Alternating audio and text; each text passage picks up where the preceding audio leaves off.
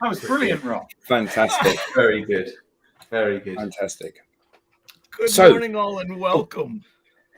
Go for it, Rob. Today on the Digital Download, we are going to talk about leading through change or crisis.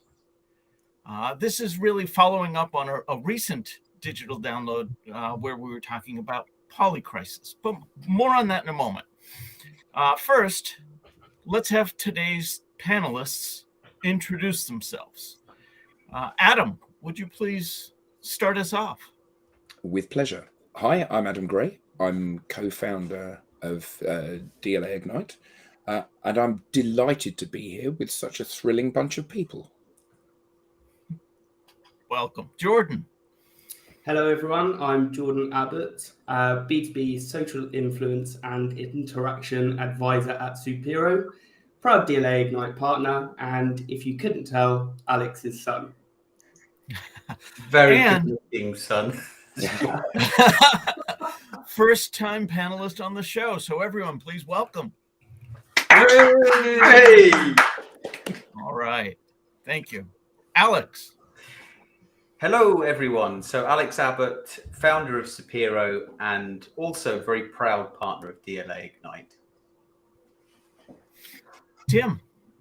Hi, I'm Tim Hughes. I'm the CEO and co-founder of DLA Ignite, and I'm thrilled to be on the Jordan Abbott Show. Excellent. Tracy, this is your first appearance on the Jordan Abbott Show. Would you please introduce yourself?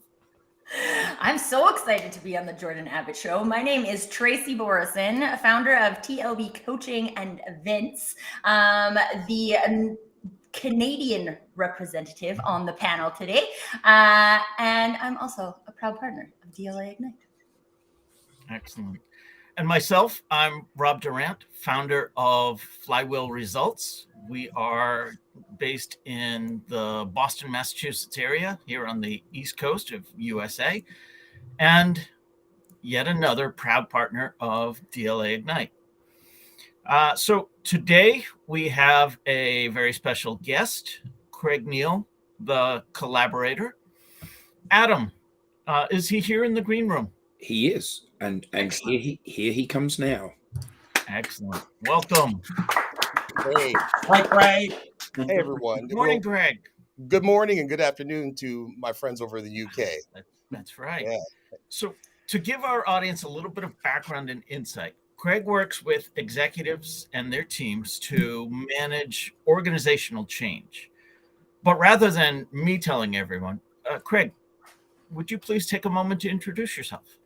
Well, absolutely. Thank you, Rob. And again, thank you guys for having me on. This is, exciting. I'm used to like one-on-one, interviews. But this is great because we have, a plethora of different perspectives, and different opinions. By dint, we're all unique. And that's kind of like the angle in which I approach things, right? So I'm known as a collaborator, and that's what I do. I collaborate with leaders and their people to enhance collective performance. But I do that looking at each individual player and their uniqueness, because the sum makes up the distinction. And so, my whole bag is, of course, strategy, organizational development, process improvement, and culture, of course. But one thing that most fail to do is really focus on positioning. And you do that with identifying what makes you different.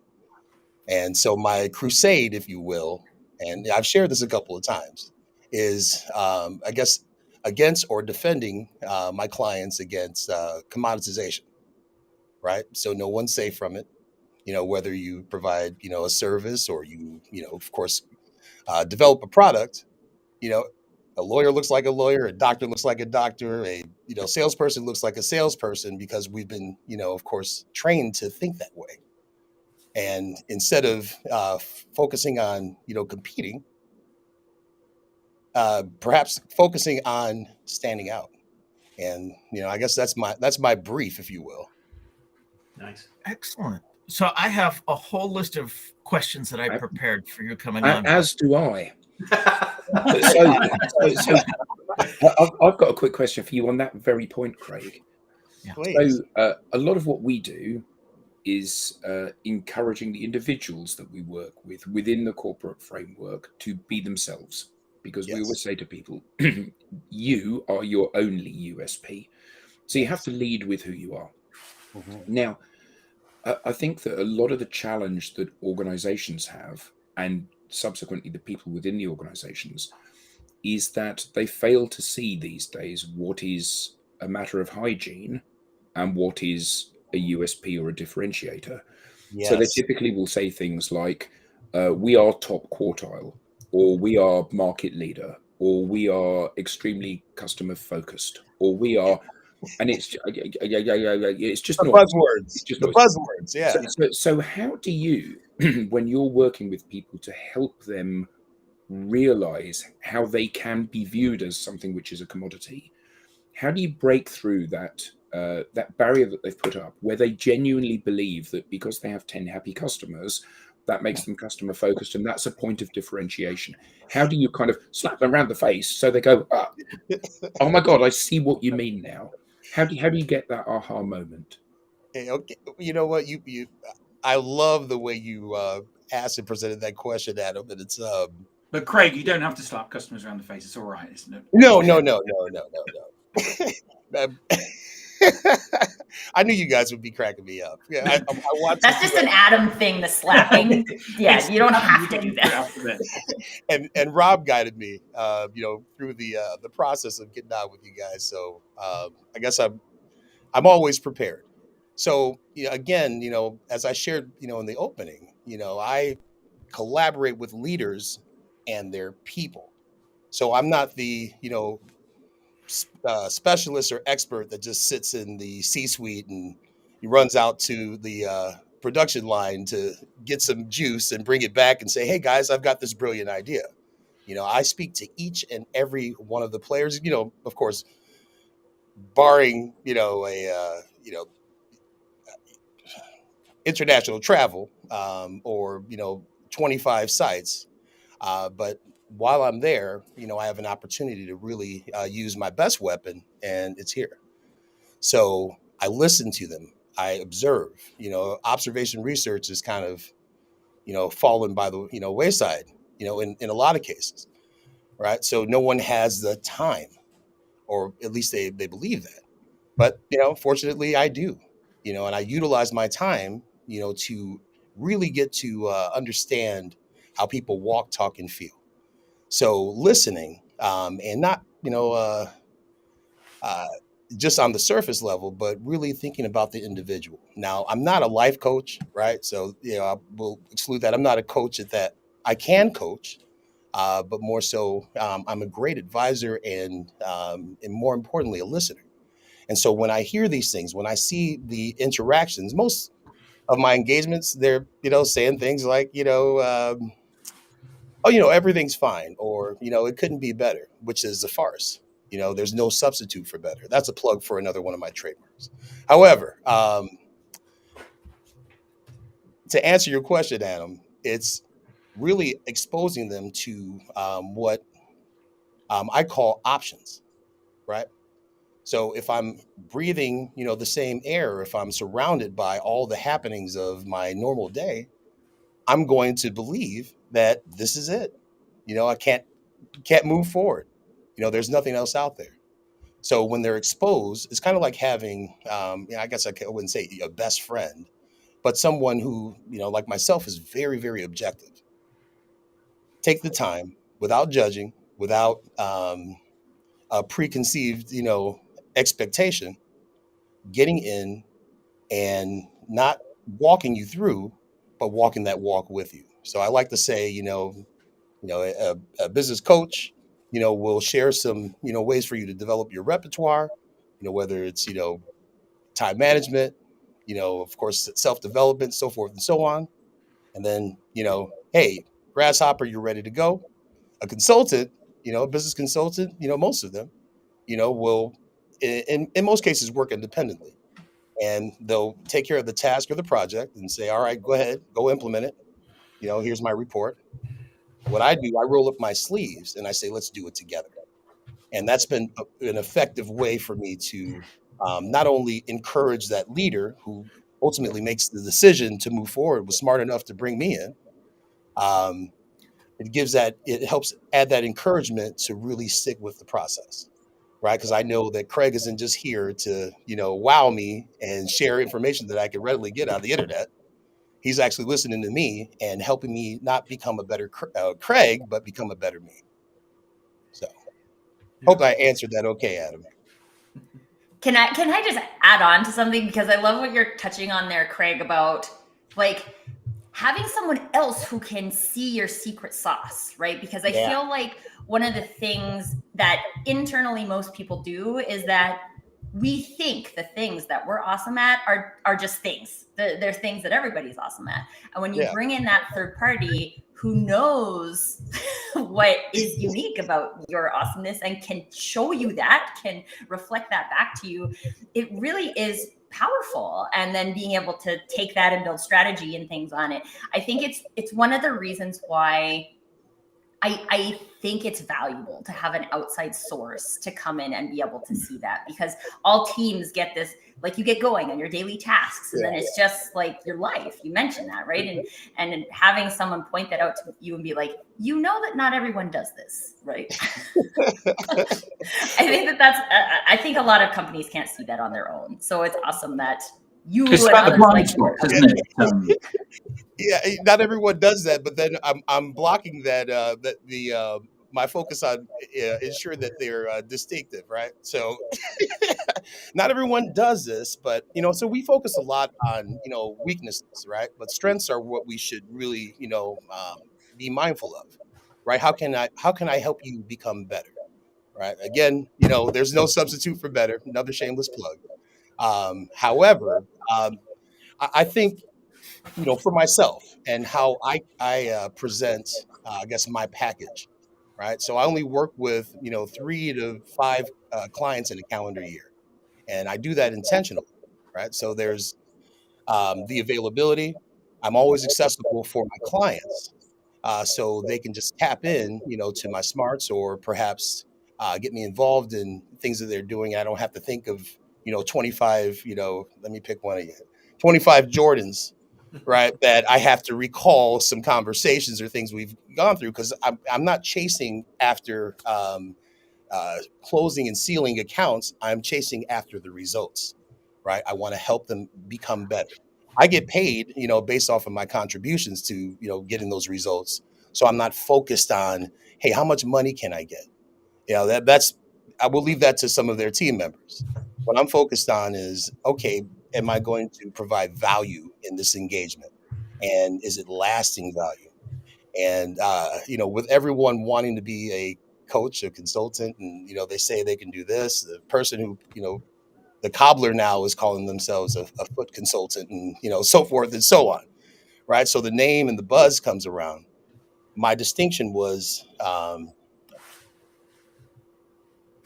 if you happen to have expertise in multiple areas, which we all do, right? And I'm glad your voice is back to normal there, Adam. Sounds like it after that flu. And I love your guitars, by the way. Thank you. You're very kind. A lot of folks don't really recognize, indeed, they don't recognize, the talents that they have, or they're thinking multitasking. You don't have to multitask to be effective, but it's great to have reference to those, tools within your box, and the experiences that you have. For myself, I cover a wide array of, expertise, and I'm not talking about, hey, I dive into this and I play around with this. I take it very serious. I spend a lot of my time researching and, of course, developing on my own. Have I worked with other consultants and coaches? Absolutely. I think it's great. But moreover, being able to identify the challenge, not by using best practices from elsewhere, but what's going on here. So I always approach, at the start of an engagement, I come in with an open mind. I don't listen to my clients' arbitrary, thoughts on, what the root cause is. I explore that with them, and in a lot of cases, very objectively. So I'll give you an example. So when I'm engaged, the champion for, or my client will say, okay, well, hey, let's go ahead and take a look at the plan. For example, hey, John, here's Craig. He's going to work with us for a few months and get things moving around here, right? So naturally, John is expecting me to have that top hat and walk around the plant for a series of days, ask him a bunch of probing questions, and you know uh, gather my intelligence, and I'll return the next day. Well, oftentimes I'll leave John alone because I know naturally he's he's going to show me the best of the best and show that he's efficient, right? Because he knows I'm in cahoots with the boss. So I call that my second impressions theory, and I do that even with engagements when I meet people out and about, right? First impression, of course, I want you to like me. You want me to like you. So we're going to talk all the fluff talk, and we're best friends. And hey, you know what? Hey, here, scan my LinkedIn barcode or QR code. Well, this is a digital download. My bad. I'm going back. I'm sorry, guys. Go ahead and scan it. All right, great. We're friends. And if we're going to have a meeting after that, I would hope that it would be, rapid, because I purge about 30 every month. I meet roughly about 400 people each month. And, we may connect, but when we play, to the LinkedIn as like Facebook, or, just to show that we have, 1,000 connections, with no substance, it's like, never mind. So I kind of keep it slim. So if you guys have taken a look at my profile, you'd be like, what's this? 300? What? Oh, wow. Okay. Well, I wonder if he likes people. Well, I do. But I'm very guarded because there's a lot of secrecy in what I do as well. And I don't want, my clients or some of my connections being attacked. But back to that second impressions theory. So I stay on track. So we'll meet and we'll have a cup of coffee, or we'll have a virtual whatever. My hope, or more importantly, what I'm looking for, is consistency. So as we've, kind of shedded some of the barriers at, the, networking event or whatever, trade association gathering, we feel comfortable with one another, which kind of takes off the pressure, and then we're more than likely going to expose who we truly are, right? Consistency. If you were a jerk, please be a jerk when I meet you meet with you the second time. Okay. I have some jerk friends too. So I'll hang out with them when I feel jerky, but if you are, playing nicey and jerky, right there, there's an imbalance. And I also challenge people to hold me to that, right? I want to always be authentic. Right? I'm a human being as well. So that applies to not only having connections and meeting new people, but it applies to the work that I do. For some reason, I always remain objective. My brother, who is a technical, he's a technical writer for intellectual property. He had mentioned, Craig, it's funny. You always stay on brand. And I said, it's just the right thing to do. Who are you? Are we putting up this facade online because we have tools to become creators? It's great. It's awesome. But with everyone having the ability to do it, you shape the narrative to, what suits you. But oftentimes, we're looking at it from, a micro lens. And I guess I'm going on about a lot of stuff, but I believe, relative to it.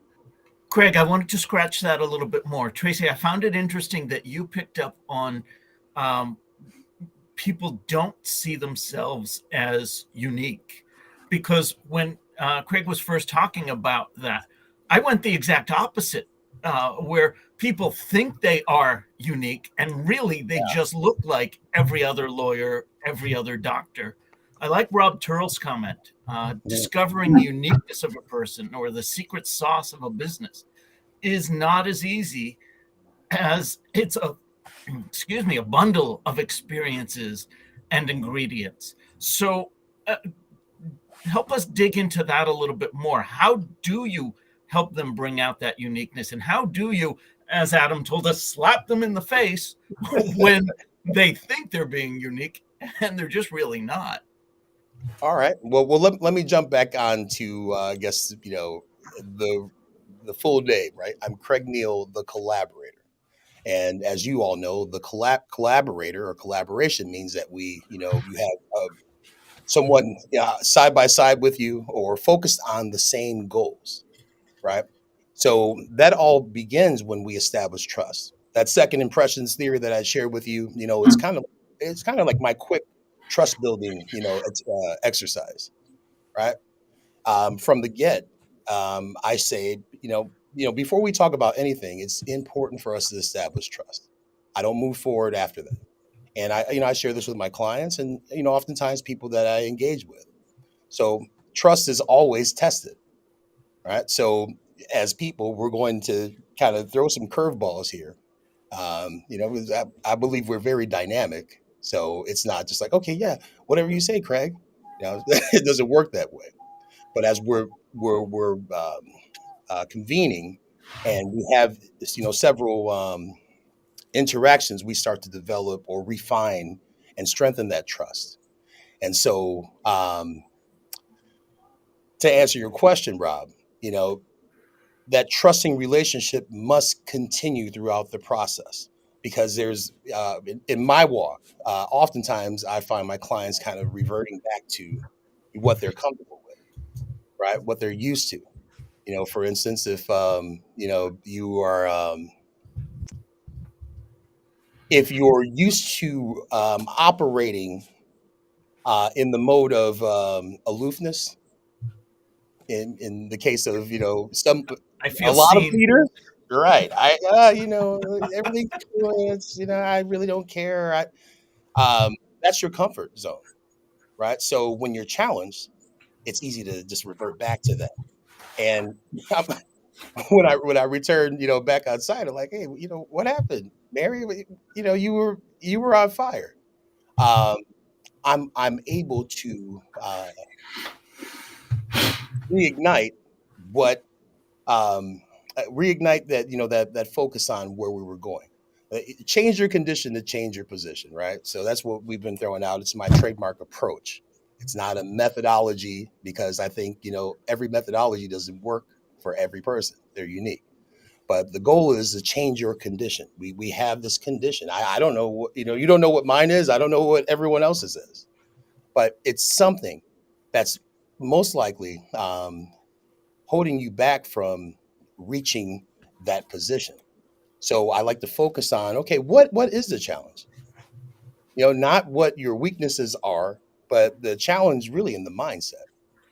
And so trust enables us to move forward. Trust enables me to um, work with my client to get to that destination. So that's that's the most effective answer I can give as far as how I practice. Yeah. So I've got a question for you, Craig. We a few weeks ago we were talking about the fact that 98% of CEOs have basically said that they're going to drive change with their business model.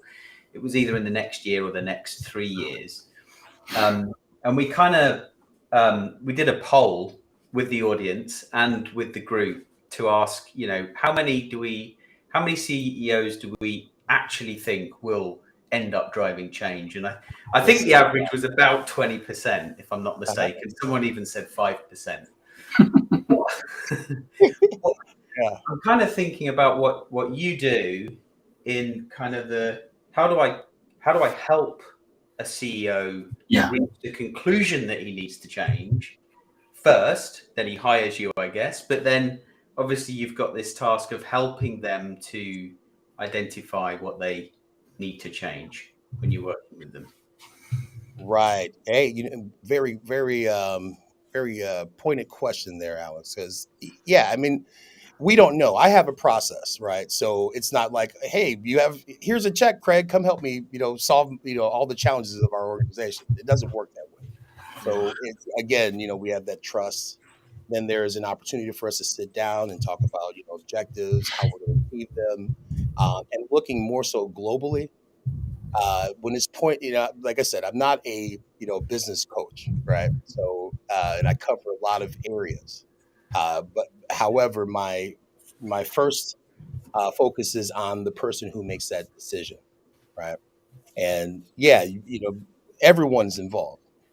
But moreover, it's important to keep in mind that most CEOs, most corporate executives, like I said before, have been trained to walk, talk, and think that way. And I know you guys touch base on that as well, right? Everyone is wanting to, be like someone else. And so you already, typically in, the beginning of some of that relationship building, you're going to see some flexing of what I believe I'm supposed to do, right? It's breaking the barriers to find that individual, right? Without all the mass. And so, I had this conversation the other day where, when, you come in and, you're having a conversation and they say things like, hey, Craig, have you ever worked with a company our size? Have you, have you worked within our industry before? And, mind you, I'm industry agnostic, right? Uh, what they're really asking is, hey, can you help me, remain in the status quo? That's what they're asking. Can you help us be just like we were? But why am I here? I thought you were looking at a change initiative, right? Can you help me, look like everyone else again? Like, it's ridiculous. So, as I have these conversations and I'm sharing these little stories and notes, I do this with my clients, that, ultimately help them think differently. One of the most effective ways that, I do this is getting them out of their four-wall sanctuary, right? Where it's safe, whether, they work remotely or whatever. Get them out of their environment, introduce them to new people, fresh perspectives, and, far away from their natural surroundings. And having these conversations and really engaging with them on a trust basis, right? On, that collaborative, like I'm there with you. We're working together, right? And everything that I'm able to do and produce is not me, it's we. It's us working together. I wouldn't know what the challenge is unless you told me, right? And, so how can there's no tool or any, cape that I have to put on, to be the star, because it's not me. My clients are the change agents. They just need to realize that. And those options, or exposure, to new things is helpful. But yet there's only one, collaborator. So Yeah. So yeah. along those lines, collaborating, Mhm. two things. First, I want to invite the audience to bring in their questions. What challenges are you facing? What ways are you trying to get your leaders to change? Or any question that you might have for really Craig or anyone on the panel. Second, I know before we came on, Jordan had started to share with us a question he had. So, Jordan, would you please share with us that question? Yeah, sure. So, Craig, I watched a number of your videos ahead of Thank today's you. call. So, Thank you. really enjoyed them. There was one that really stood out to me, in which you were speaking about the risks or the impacts that commoditization will have on businesses. And it brought two stats in particular to mind. So the first is Gartner's findings that 72% of buyers prefer a rep-free experience, or to not have to interact with a rep at any point throughout a purchasing decision. And then the second, I believe it was a Trust Radius report, that found that lack of transparency is one of the number one reasons for a buyer or a buying group to discount or not include a vendor in a review or the shortlist. So I guess my question is that a sign of things to come, that even the more complex purchasing decisions are becoming commoditized? Yeah, I thank you for checking out the video. I do appreciate that, Jordan. And Yeah. I've got a few out there, that touch base on, I don't consider myself a futurist, but sometimes I think that way, right? Who knows? I don't know. We're exposed to a lot of noise out there, and some of these stats pan out, some don't, right? Because I don't know everyone in the world, and I don't know what they're thinking. We're just watching behaviors based off of our analytics, right? But as far as the future is concerned, if there are still some true diehard, uh, lovers of people, which we all are, then I don't think we're going to let the shift to AI and uh, computer interaction stop us from collectively growing as a species. And what I mean by that is anyone from I consider myself old school. I'm only 43, but my mentality is always, regardless of what comes to pass, barring the Terminator effect. We're still going to need people. We're going to need people to program these machines. We're going to still need to interact in some way or another.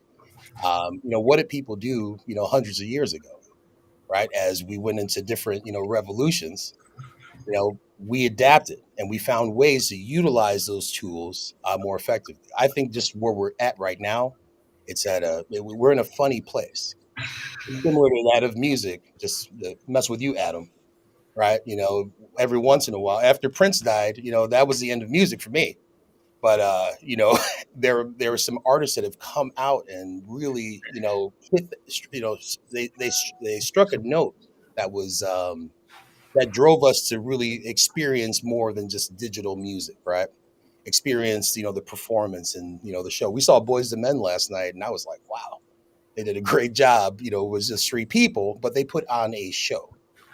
What I'm getting at is that we always, just as people, have found a way to adapt to, our surroundings. With all the noise and the chatter out here, and in most cases, everyone saying that their expertise is predicting the future. We run into those doom and gloom, type of situations. If you looked at that video deeper, Jordan, I had shared that the best way to defend against commoditization is really honing in and honoring the strength of the company you keep, and that's your people, right? So if I engage with a leader, I'm going to share with them practices and principles to keep it people focused, right? Count on the people. Yes, we have collaboration tools. We have, if we look at everyone's stack, it's all the same stuff, right? Even if I wouldn't had someone build a custom system for me, a custom CRM or whatever, it's still a template configured for me. It's the same stuff. And now I think I stand out because I have tools. I think I stand out because the grandeur of my name, or my company's history, or, moving away from understanding my best way and the best, the most important way, um, or effective way I could stand out is through the efficacy of my people, and that's the collective. Have you seen Mark? I know you put Mark's comment up, Adam, but it's a. Just wanted to bring that. The biggest challenge I ever had with leaders in the offshore environment. Just so you know, Mark works in oil and gas. Okay. So when he's talking about oil rigs. So Mark? biggest challenge I ever had with leaders in the offshore environment was getting them to recognize that we had put them in a leadership role. I got several together to review a job description, and none of them actually recognize it as their own position. That's priceless. That's absolutely priceless, isn't it? And by the way, Mark also says that he met Boys to Men in a Vegas hotel corridor 2 years ago, and they were awesome, and he agrees. Oh, awesome, Mark. Yeah. Oh man, it was a great show. My wife was instrumental in planning ahead. I think she bought the tickets like 3 months prior, but it's a great show. And to your question, Mark, unless someone else wants to share. No. Okay. Please share. All right. Well, so every promotion should be strategic, right? It shouldn't be just based off of tenure or, hey, you know what? Rob did a great job for us. I'm not poking at you, Rob. Just use the name. Fair enough.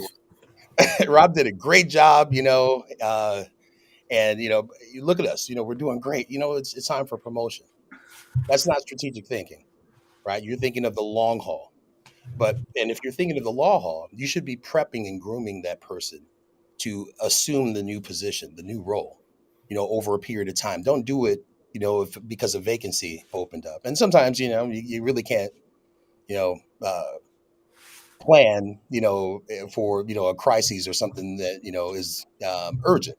However, if, leaders or people who make these decisions aren't focused on developing that person, right, beyond just the short win or because they've been with us so long, they're setting the organization up, or at least that department, up for failure.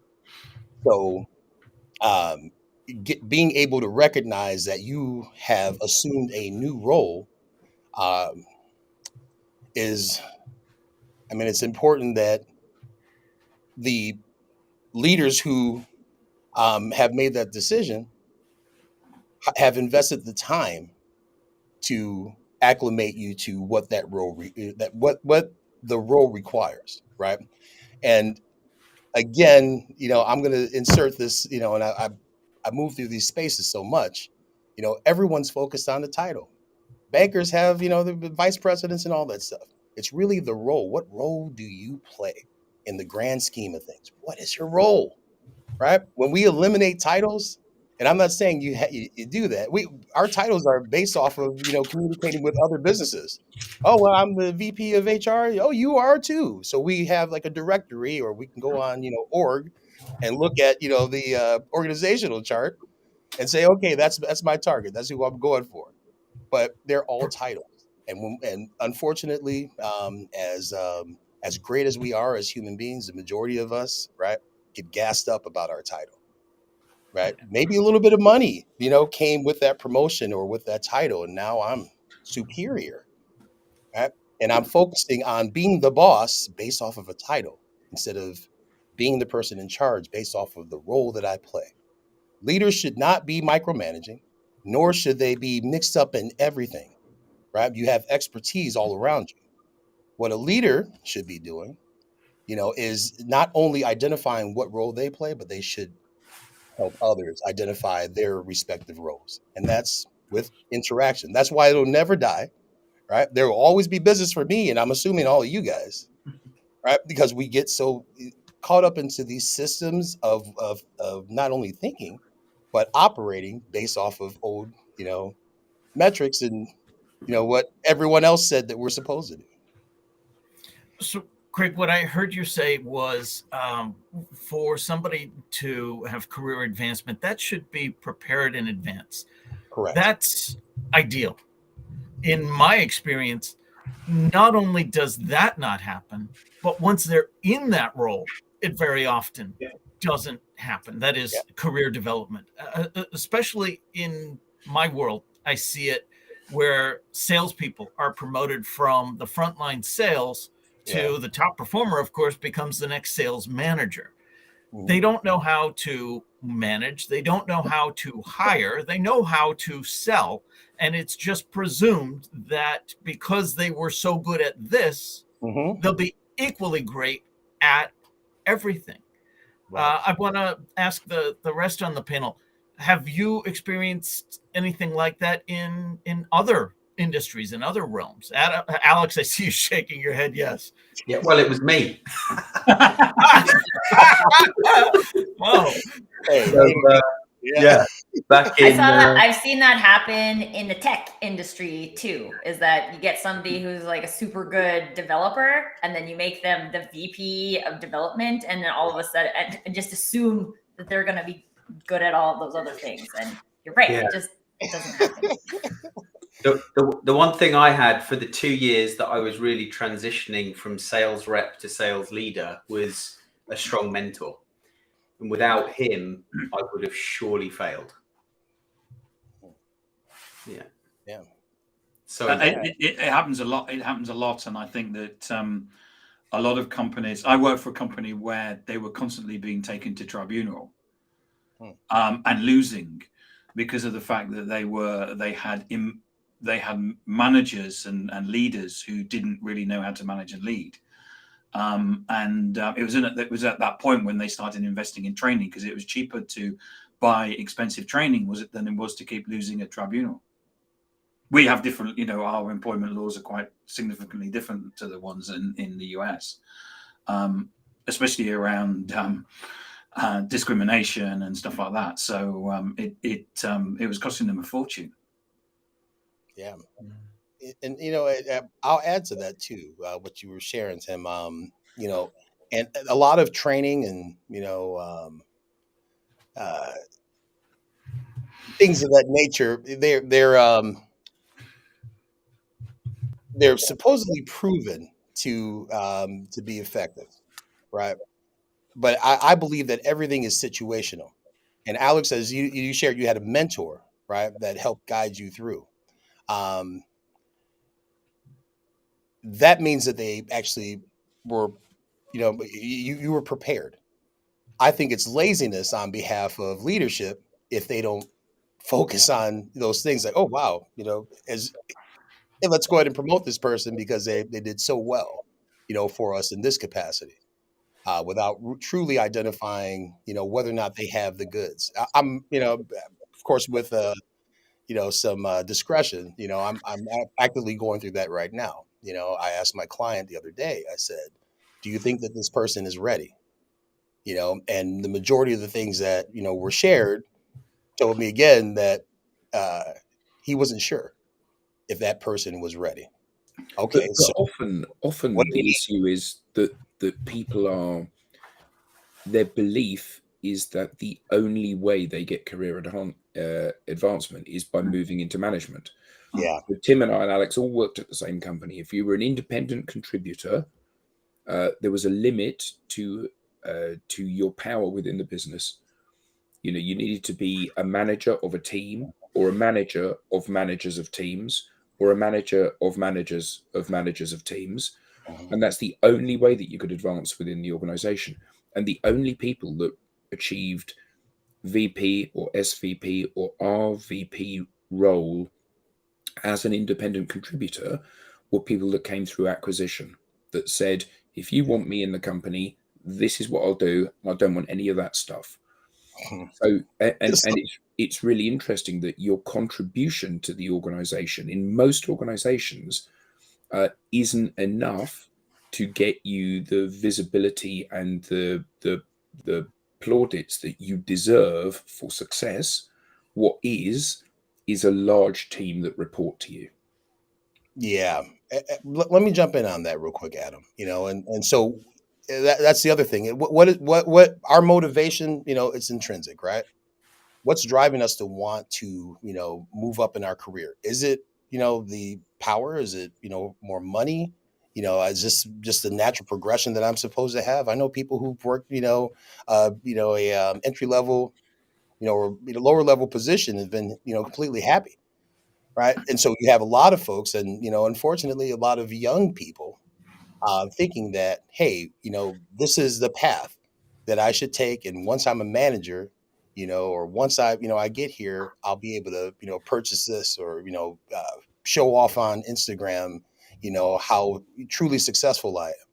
Success isn't, I don't consider success money. Right. I think it's just the byproduct of doing a good job. But I would assume the majority of us, we like money, we need money, but that's not, what drives us. Um, it's if I do ascend to this new role or this new position, what are my motives? Why am I doing it? And I think that's overlooked quite a bit as well. So you have everyone vying for the top spot, can't handle the top spot. Then they wonder why, things aren't going well and why they haven't, achieved success. But we're inundated with a bunch of junk out here, though. Everyone's telling you this is what you have to do. Even from my old school, background, it's like keep your nose clean, keep moving forward, and one day you'll be president of the universe. Well, that's not always true, right? But a lot of folks believe that, and they subscribe and buy into it, and they operate in that mode. And for myself and, my clients, I like to really dispel a lot of that junk. So we have these conversations that are very intimate. I'm not here, okay, I don't charge by the hour, so you got me, here we go. Let's get this going. Let's find out what it truly is. And it's not, within, an 8-hour conversation. It's over time. And as you had a mentor, Alex, it's great when people, actually invest in you enough to encourage you to invest in yourself. Adam, I just want can you to bring up- add something quickly there because Craig, you talk a lot about collaboration, right? And when we are looking at like what's the role of a leader, what's the role of an individual contributor, and you can actually bring all of those together in a collaborative way without saying, I think, because at the end of the day, one, people want to do a good job. People want to be able to show up and say that I did something today that was meaningful to the organization, right? And hopefully meaningful to me at the same time. And also, some people just don't want to manage people. And that doesn't mean that they're not a valuable contributor. And so when we eliminate those contributions because they aren't quote unquote leaders, then we're missing out on a lot of really useful contribution that can make our company, make the secret sauce of our company come to life. So it's something that I'm really passionately opposed to, is this concept of only managers get to contribute in a decision-making capacity, because it doesn't make sense. We'll hire a consultant, an external consultant, to come in and give us an advice, but we won't listen to the people who've worked at our company for 16 years who have knowledge about how we could fix this problem. It drives me nuts. And that's where innovation comes from, right? So if you guys don't mind, so Sally, may have come up with a brilliant idea, probably wasn't right for the time, but it was dismissed, or someone scoffed at, even the thought. Sally is going to lock up and not share that secret sauce, if you will, or that thing that'll help them raise the bar and stand out within their industry, their sector, or their neighborhood, because they're often overlooked because of failed decisions. Like I said, lazy earlier. Hey, if you're not taking the time to really get to know your people and see if they're built for the role, then shame on you. That's just like downsizing. You downsize because you guys messed up. Now everyone else has to suffer, right? You're supposed to rally the troops. And I shared earlier, so I cover strategy, organizational development, culture, process improvement, and of course positioning, right? But I do that through a chain. And so change your condition to change your position is the leadership focus. Align your C-suite with Main Street is okay. The counterparts of the C-level or the den of chiefs, as I like to call it, right? They need to kind of be brought up to speed as well, because they're mirroring the intentions and the behaviors of the leader, because everyone aspires to get to that role. So the sabotage, backstabbing, or misalignment is present. Once we have all those things in order, right, then I move down the channel and I talk about, of course, people. I mean, they're happening all at the same time, right? Because instead of multitasking, it's looking at the global progression, of the organization, not just, hey, someone hired me in to help them, right? Because I can't help you if you can't help me, and you can't help your people. So culture lives within people. Another one of my trademark approaches, right, is focused on kind of bringing things back to the whole. So I engage and interact with each and every person there, right? Not asking them, like I said, probing questions so I can look good, but really knowing, hey, why are you here? Do you really understand your role, right? And so once we develop, a recipe, and again, I'm keeping these things in mind. Change your condition to change your position. If I get off of, if I get off track, or my client gets off of track, because we're supposed to hold each other accountable, all I have to do is mention that, right? Oh yeah, right. That's the focus. It's not, oh, well, this is step 4 and, step 9 of, the process. No, let's get back on track. Culture lives within people, align your C-suite with Main Street. But that big thing that, we talked about with innovation, right? So there's no substitute for better, as I've plugged. This is the 3rd time now, right? How do we get better? How do we raise that bar and raise that standard? And once we do that, we're better suited for positioning. Does it ideally happen, as expected? No. But we have people who have changed their mindsets, their attitudes, or their approaches towards the work that they do. And you said it right. People want to have autonomy, or they want to have significance. We all do, right? We're a bunch of talking heads, brains sitting in here. We want to be known. We want to be, somewhat liked, or feel as though we made an impact. And oftentimes that opportunity is missed. And that's why I absolutely love, engaging with people and exploring, what would that look like conceptually? What would it look like if, you were able to ascend to this role? What would it look like if everyone in here wasn't a slacker? So I digress. I'll stop. I'll stop with all the talk. Craig, we've actually had a question here from Mark. Yes. Who says, I asked Craig why his nicely lit shelves behind him have nothing on them, so no trophies. Because I'm the showpiece, man. Yeah, I just wanted to wanted to highlight the point that Rob Turrell and Andrew, their most recent comments, they were spot on in terms of what I was driving at. People promoted into positions that really have no, I don't want to say right, but ability to be there, and it isn't often developed. But I want to go back even earlier, if you could, Adam, find Rob Turrell's question, because while he asked that earlier, I think we've come back to that a couple of times now. He's asking, do you use just conversations, but also other tools like personality feedback to build the picture of the individual, or perhaps some of their social media? How do we go about that? What do we do to help understand their personality, come back to that originality piece, and tie it into further development of these individuals?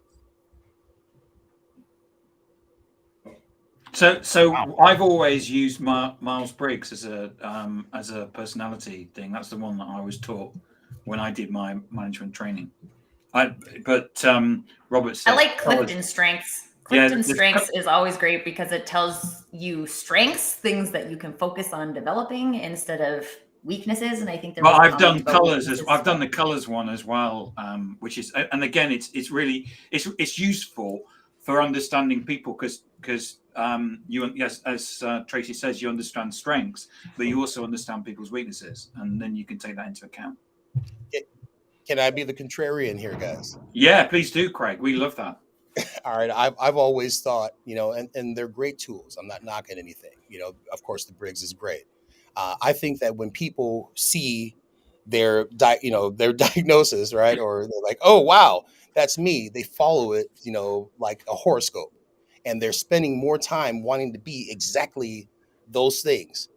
And so you'll notice the shift in their personality, or feeling, enlightened to say, wow, I'm a low C or whatever. Right. And so when I engage with a lot of people, I hear them, share their results from, a lot of those particular assessments. And, I say, okay, well, let's just back it up. Let's really uncover what you are, beyond the surface. That's just my take. So I had a fun exercise with my class recently. Yeah. They were coming into class and they were supposed to take a career personality assessment type of thing. So they did that and came to class. And here we are, we're supposed to go over the results with them. Instead, I gave them a completely different test, a style awareness, talking about their communication style and so on. Mm-hmm. And then I shared with them that both of these were bogus tests, because I could get you to change your answer and therefore change the outcome. And I said to them, any test where you do not get the same result every time is not scientifically valid. Now, it is directionally accurate, but simply because this career assessment said you should be, it told me I should be a cinematographer. Mine told me I should be a dude rancher. Well, there you go. And Mark Simply makes a great point there, which is to say that, you know, a lot of people see performance management reviews and any of these tests basically is you're just trying to check up on me and then you're going to use it against me. So, you know, you need to have a safe environment, psychological safety. So that's what I was telling them. Hey, you took this test under these conditions.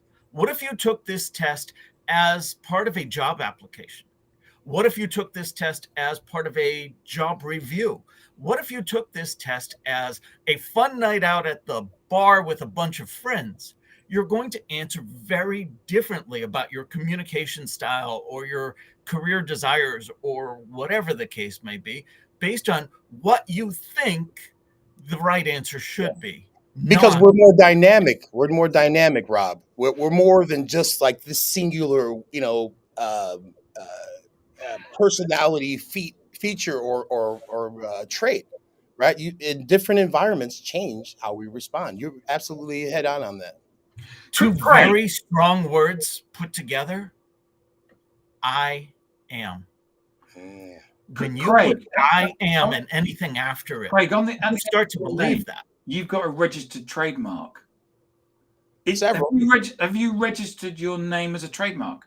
My name, a silhouette of my face, and all of my trademarked approaches.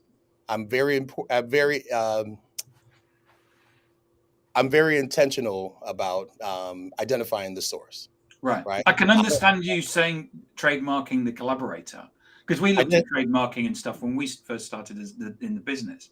But the fact that you've done your name, I just thought it was quite interesting.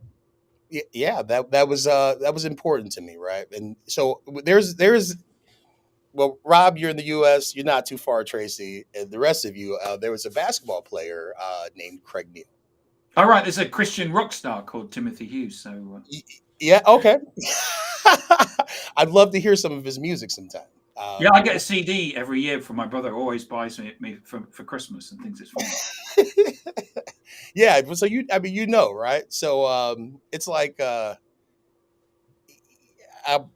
you have your McKinseys and you have all these, big, consulting behemoths, right? The most powerful brand I've always subscribed to is your name, right? I want people to remember me as Craig. If they say the collaborator, sure, that's fine. But at the end of the day, my friends, my family, everyone knows me as Craig. Cool. And so, yeah, it's important to identify the source, and hey, I share a lot of stuff, and I share it freely. I'm not asking anyone, to subscribe or like or whatever. I just like sharing different, experiences that are important, and it's nice to know, where it comes from. And just it's an in joke, Craig, but Andrew basically said that that the digital download should have trademarks. Just do the thing. It's an internal joke for this. It's something that Tracy basically, that's a quote from her. So and he's totally Nike right. might challenge you on that, right? That'd be considered confusingly similar. I believe that's the term for at least for U.S. trademarks. But come up with some other ones. If you need some help, maybe I can share that too. Yeah. We have Jack says that they're a minefield. They are a minefield. Yeah. Yeah. Hey, this has been fun. Thus far, I wish we could talk for another Thank you so much for coming on, Craig. It is about 1 minute. Absolutely. Thank you. Thank you, Rob. Yes. And thank you all for having me on today. This has been. Thank you for Craig and sharing your insight and expertise. I really appreciate it. Thank you. Quick question, Craig. How can our audience learn more about you and connect with you, or to use your term, collaborate? Indeed. Thanks. Yeah. So you can find me at craigneal.com, CraigNeal. There's a way to contact me. And then I guess socially, it's at Change Condition. Excellent. Am I supposed to say the at sign? Yeah. Change Condition. Sure. I think it screams everywhere. So feel free to. Thank you. All right. Well, Craig, thank you so much for being here. Panelists, of course, always a pleasure. Audience, again, adding to the conversation and enriching the experience for all of us. Thank you very much. Until next week, this And thank is you to the Jordan. digital download. Yeah. Indeed. Yes, thank you, Jordan. Jordan. Thank you for having me. All right. So Have Craig, a good week, everybody. Jordan's first session today as well. You've got something in common. It was your. Indeed. That's right. Thank you, Goodbye, guys. everyone. Bye. All right.